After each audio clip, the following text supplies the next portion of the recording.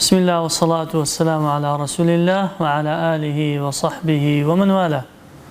حزدكي أجر باداشتي حج عمريشي طاود بو بنسري بيغمبري خواه صلى الله عليه وسلم دفرمي: من صلى الفجر في جماعة ثم قعد يذكر الله تعالى حتى تطلع الشمس ثم صلى ركعتين كانت له كأجر حجة والعمرة تامة تامة تامة.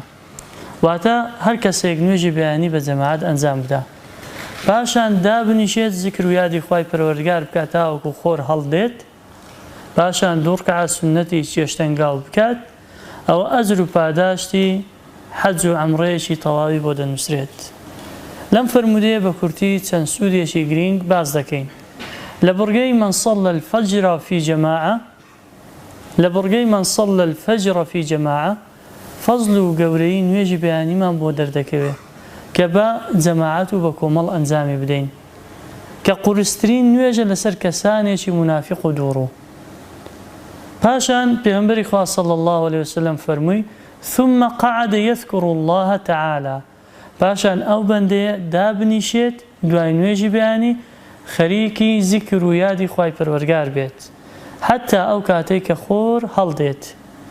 کەواتە نەکدا بنیشی خەریکی مۆبایل بی، نەکدا بنیشی خەریکی کاروباری دنیای بی، بەڵکو دابنیشی خەریکی ذکر و یادی خوای پەروەردگار بی، ئەو ئەجر و پاداشتە زۆرە چاوەڕێت دەکات.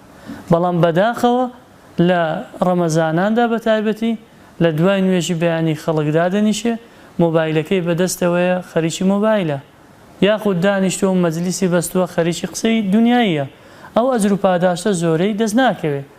پاشان لە بڕگەی حتا تطلع الشەمس ئەوە فێر دەبین کە کاتی نوێژی ضوحا ئەو کاتەیە کە خۆر هەڵدێ و بەرز دەبێتەوە بە ئەندازەی ڕمێک. پاشان ثم صلى ركعتين، ئینجا دوو ڕکعات بکەی، واتە ئەگەر تەنها دوو ڕکعات بکەی ئەوە ئەجر و پاداشتە دەست دەکەوێت. ئەگەر کردە 4 کردە 6 کردە 8 ئەوە لە شەرعدا ڕێ پێدراوە.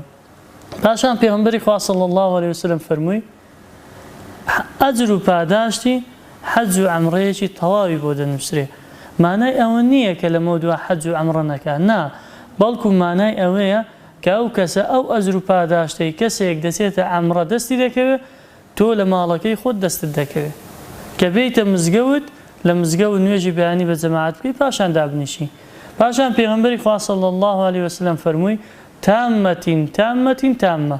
سێ جار دووبارەی کردەوە بۆ ئەوەی تۆ تێبگەێنێ ئەو ماندووبوونت بەزایە ناڕوە، کەوازت لەو خەوە خۆشەی خۆت هێناوە، بەیانی ئەو دانیشتوی تاوەکو خۆر هەڵدێ، ئینجا دوو ڕکعات نوێژی سونەت دەکەی. کەواتە ئەی برا موسڵمانەکەم، هەر کاتێک هاتیتە مزگەوت نوێژی بەیانیت بە جەماعەت کرد، پاشان دانیشتی ذکر و یادی خوای پەروەردگارت کرد، پاشان خۆر هەڵات و دوو ڕکعات نوێژت کرد، دڵنیابە و ئەجر و پاداشتە زۆرە چاوەڕێت دەکات. ئەگەر دەڵێی ماڵ و سامانم نییە ناتوانم بچم بۆ حەج و عەمرە، حەج و عەمرەکە لە شارەکەی خۆتدا هەیە، لە مزگەوتەکەی خۆتدا هەیە، بۆیە تۆش کەم تەرخەمی تێدا مەکە، ئەو ئەجر و پاداشتە زۆرە لە دەست خۆت مەدە. والحەمد لله وصلى الله وسلم على رسول الله.